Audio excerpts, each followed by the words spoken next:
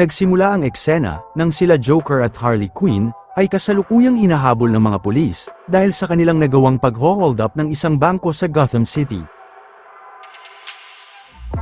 Habang sa gitna ng habulan, ang dalawa ay nangangarap ng isang bagong mundo na malaya silang makagagawa ng kanilang mga kagustuhan. Sa kabilang pangyayari, makikita si Amanda Waller na nagsasagawa ng eksperimento kasama ang mga scientist upang mabuksan ang isang portal patungo sa isang bagong mundo.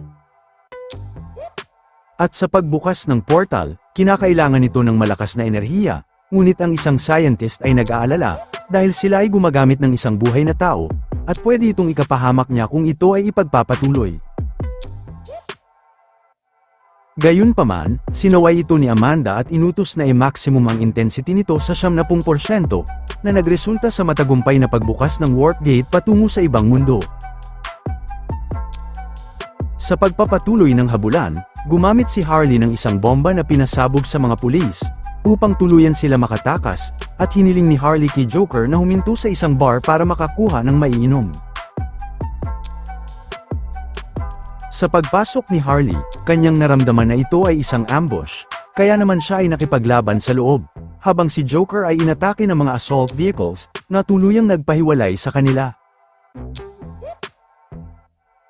Nang dahil sa nangyaring enkwentro, sinusubukang tawagan ni Harley si Joker, ngunit siya ay tinambangan ng isang babae na kinilalang si Kitana, bagamat lumaban si Harley gamit ang baseball bat, ngunit ito ay hindi umubra.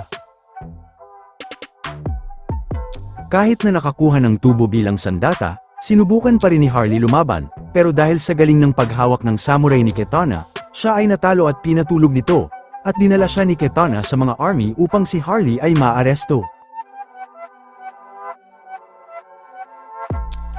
Makalipas ang 6 na buwan, sa pasilidad ng Argus, kung saan nakakulong si Harley, makikita si Amanda Waller na nakikipagtalo sa isang warden, dahil sa approval na temporary release kay Harley, ngunit sa isang kondisyon, si Harley ay magtatrabaho sa kanya.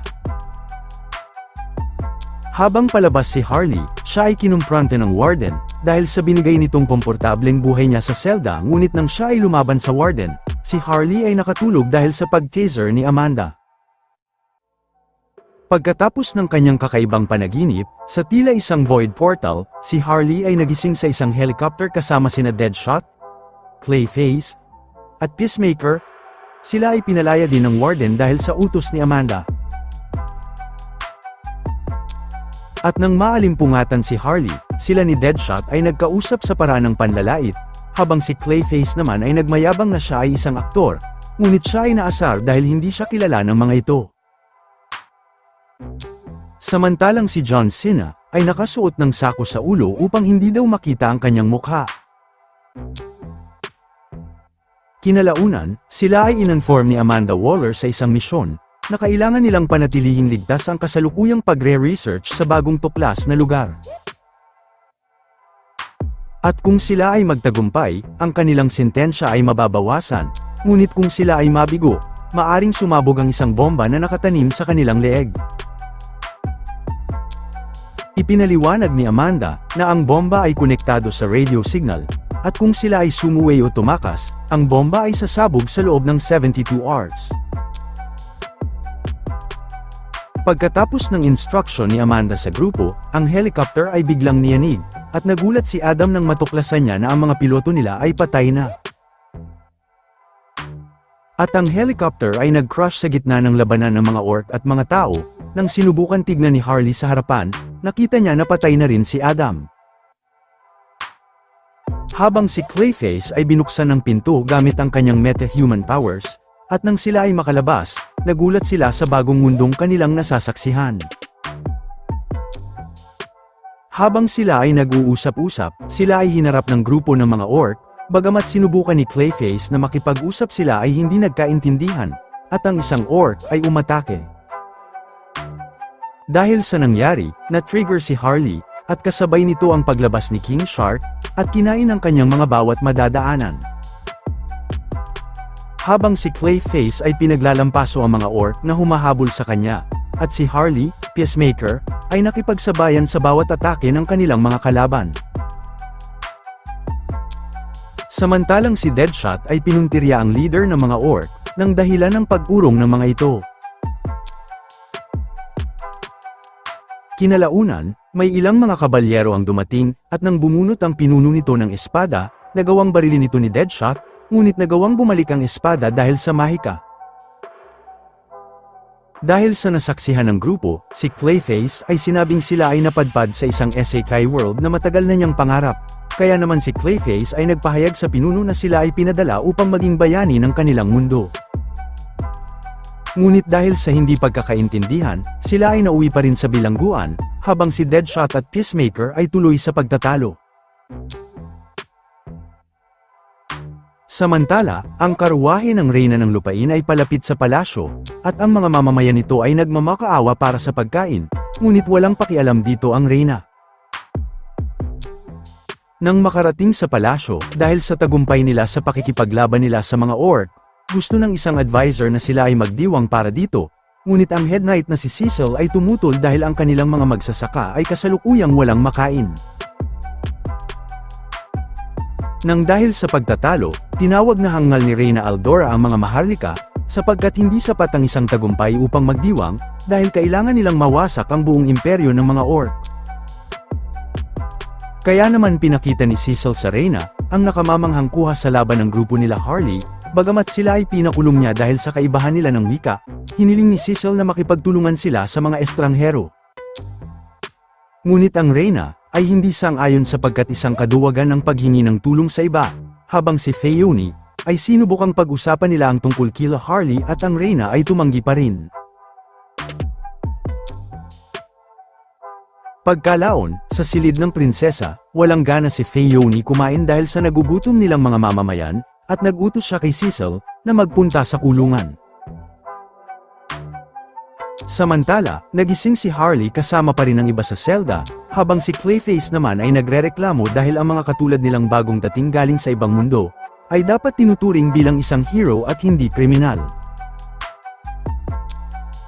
At sinabi ni Peacemaker, na ang kanilang totoong problema ngayon ay ang bomba sa kanilang mga leeg, at kailangan nilang makabalik sa helicopter, dahil meron na lamang silang 60 hours bago ito tuluyang sumabog. Kaya naman si Clayface, ay nagawang dumula sa rehas at balak niyang iwan ang kanyang mga kasama, dahil yun daw ang makakabuti sa katulad niyang pinaka-main character ng kwento. Ngunit ang dalawa ay nag-ingay upang sila ay mapansin ng mga guard, at sabay siyang hinawakan ni Peacemaker at kasunod ng paglagay ng mga guard ng mahiwagang posa sa kanyang kamay na pumipigil sa kanyang meta powers.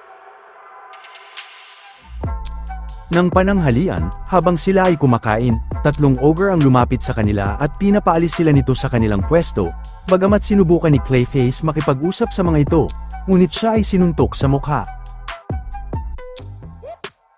Pero ang squad ay hindi nagpatalo, at gamit ang mangkok pinaghahampas ito ni Harley sa mukha ng ogre, habang si Deadshot at Peacemaker ay madali nilang natalo ang mga kalaban. Nang dahil sa nangyari, sila ay ginamitan ng guard gamit ang magic, at saka dinala sa solitary confinement kasama ang tulog pa ring si King Shark. At dito na-meet nila si Rick Flag, isang agent din ng Argus, at kilala ang bawat isa sa kanila. Sinabi niya na hindi sila ang unang squad na pinadala dito, ilang buwan na ang nakakalipas. Dagdag pa ni Rick Flag, siya at ang kanyang team ay nagpunta dito dahil sa misyon na maghanap ng mga likas na yaman, ngunit sa kasamaang palad sila ay nabigo, at sinabi ni Peacemaker, na sila ay may natitira na lamang na 58 hours bago sumabog ang bomba na nakatanim sa kanila. Kaya naman si Rick, ay nakipagtulungan sa Suicide Squad na tumakas para tuluyang ma-reset ang timer ng kanilang bomba. Pero katwiran ng squad, na sila ni Amanda Waller ang dahilan ng panganganib ng kanilang buhay, ngunit dahil sa ingay ng grupo, biglang nagising si King Shark na gutom at nagbabantang kakainin sila. Mabuti na lang, tinawag ni Rick ito sa kanyang pangalan na Nana Way, at sinabing may mas masarap na pagkain sa labas ng kulungan. Nang natanggal na ni Nana Way ang pinto, agad tinira ni Deadshot ang guard at nagulat ang grupo dahil sa lakas ng pagkahampas ni Harley. Pagkatapos, ginamit ni Clayface ang kanyang kapangyarihan upang palayain ang lahat ng mga preso, at nagsimula ng isang malaking kaguluhan sa kulungan. Sa kanilang paglabas, nakipaglaban ang Suicide Squad kasama ang mga preso, at kanilang matagumpay na nasakop ang kulungan. Nang dumating si Cecil kasama ang kanyang tropa, nagulat sila nang makitang nag-iinyuman ang lahat ng mga bilanggo, ngunit dahil sa inis ni Rick sinabi niya na wala ng oras para sa pagpa-party. Sa gate ng kulungan, kinumprante ni Cecil ang squad dahil sa ginawa nila dito, pero dahil sa kanyang hairline inasar nila Deadshot at Harley siya, ngunit nainis si Cecil dahil sapat na ang kanilang mga galaw, para maintindihan niya na siya ay niloloko ng mga ito.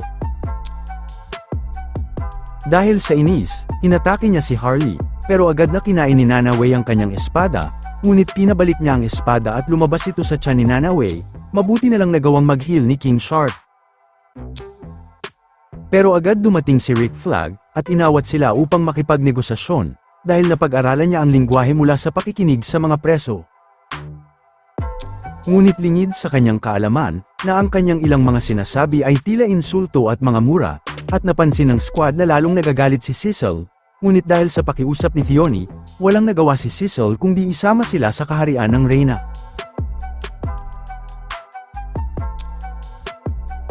Nang makarating sa palasyo, sila ay humarap sa Reyna kasama ang prinsesa, at nakatitig si Fiona kay Harley dahil sa may pagkakahawig sila nito, habang si Harley ay nagtataka.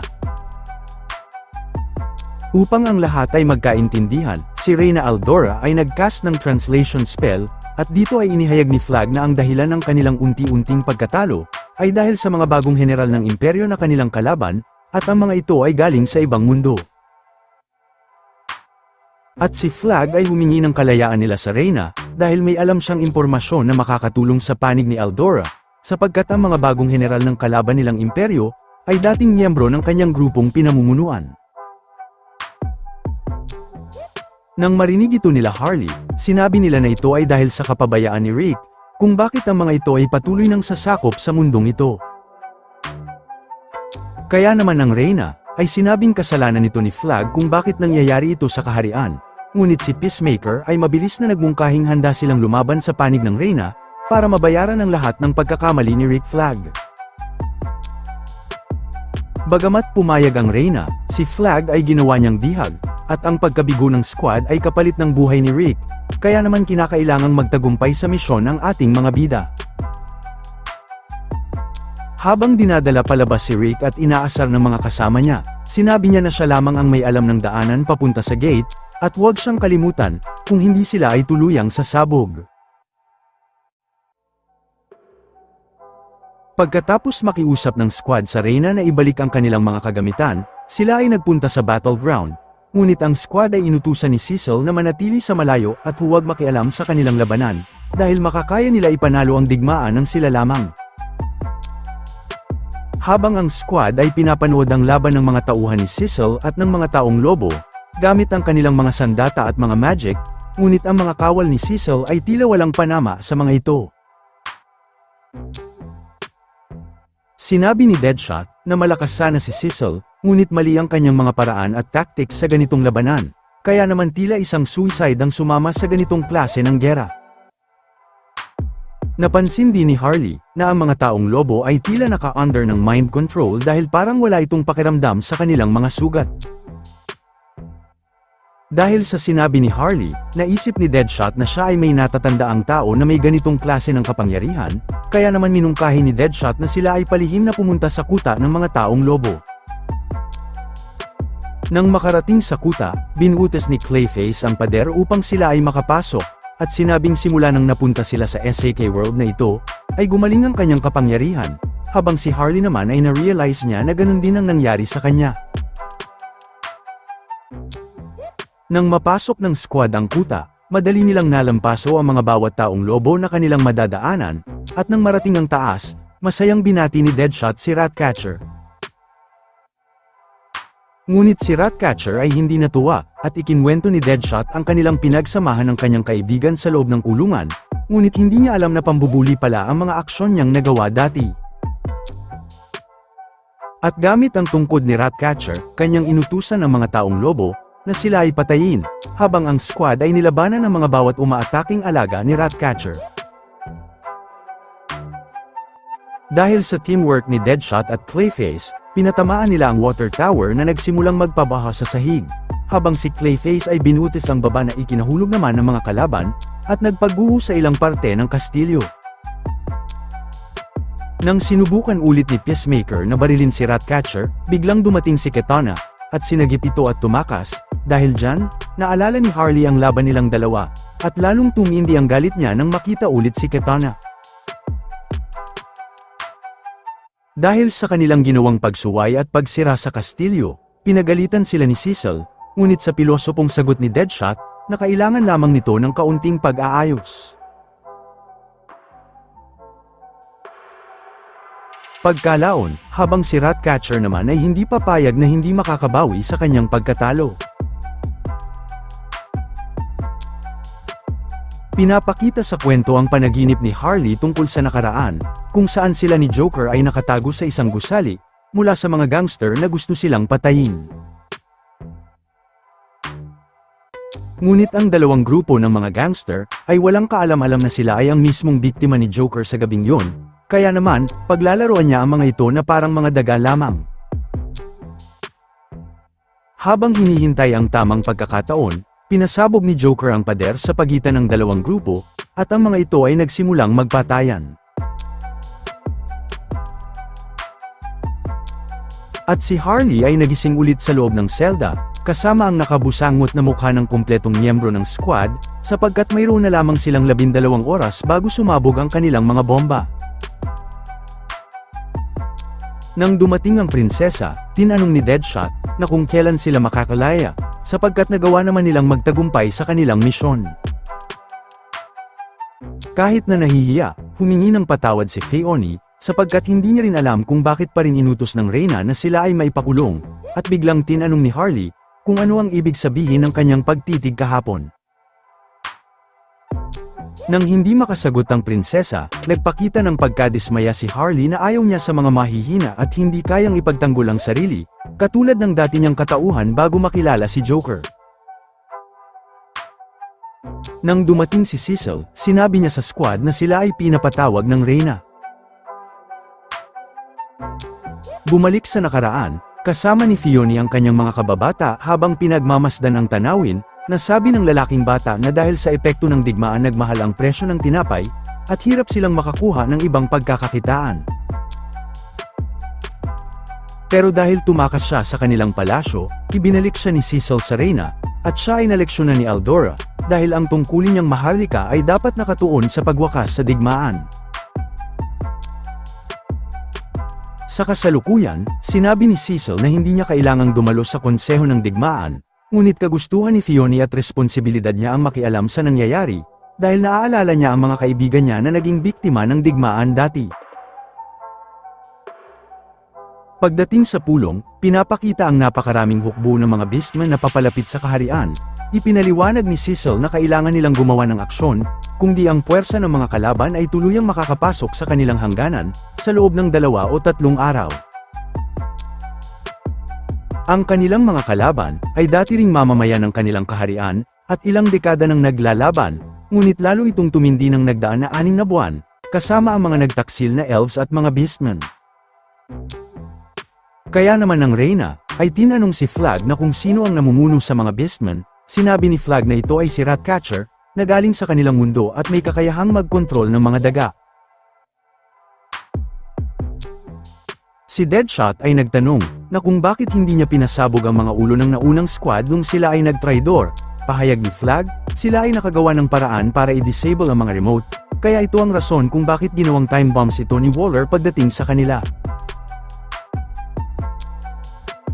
Sa kalagitnaan ng meeting, humiling si Flag na manghiram ng ilang mga kawal, pero ang mga advisor ay tumutol, bagamat si Cecil ang tanging nagpresenta na magpahiram ng mga kanyang tropa, ngunit may mga kakilala si Harley na tiyak na makakatulong din sa kanila.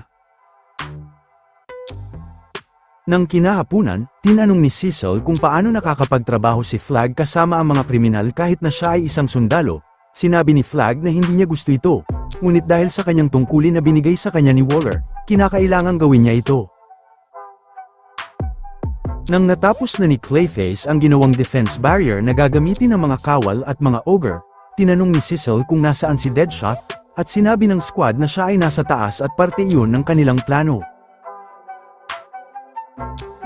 Nang dumating si Ratcatcher dala ang kanyang hukbo, naghanda na si Cecil, ngunit nagalit siya dahil ang mga Suicide Squad ay hindi kumikilos at nakaupo lamang.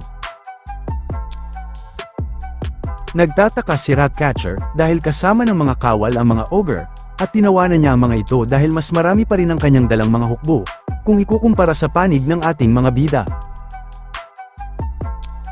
Nang sinimulan niyang mag-cast ng control spell, natakot ang mga kawal ni Cecil, at nang akmang palusob na si Ratcatcher, biglang isang putok ng baril ang narinig, bagamat akala niyang nagminti si Deadshot, ngunit nagulat siya nang basag na ang kanyang tungkod.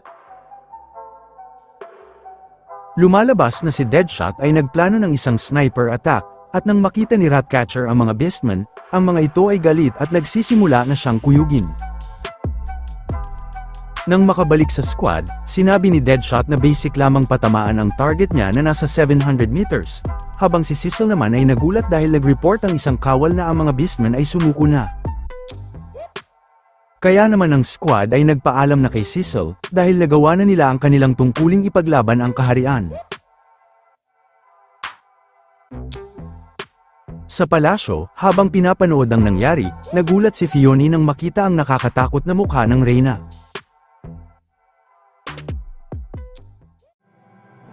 Maraming salamat sa inyong panonood, at dito natatapos ang ating recap.